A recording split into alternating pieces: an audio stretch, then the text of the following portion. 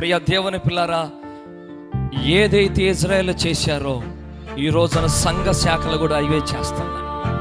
వాళ్ళ కోసం కల్పించుకున్న బోధలు, ఆమేన్, యేసయ్య వచ్చి వారితో అన్నారు, ఆ సంఘాలతో మనుషులు కల్పించిన బోధలే దైవోపదేశములుగా బోధించుచు నన్ను వ్యర్థముగా ఆరాధన చేస్తున్నారు. హల్లెలూయా. ఈ రోజున మనమంతా కూడా ఈ చివరి కాల వధువుగా ఆ యొక్క ప్రద్దలైన తొట్లలో ఉన్న ప్రాకుడు పట్టిన పురుగులు పట్టిన ఆ నీరును వదిలిపెట్టి నేటికి ప్రవహిస్తున్న జీవజలం యొద్దకు, ఆ యుగముల బండ యొద్దకు మనం వద్దామా? కొట్టబడిన బండ యొద్దకు మనం వద్దామా? ఆ బండలో నుండి నీరు ఏరులై ప్రవహిస్తా ఉంది. జీవపు వాక్యం ఏరులై ప్రవహిస్తా ఉంది. ప్రత్యక్షతతో కూడిన వాక్యం, బయలుపాటుతో కూడిన వాక్యం, శక్తితో కూడిన వాక్యం.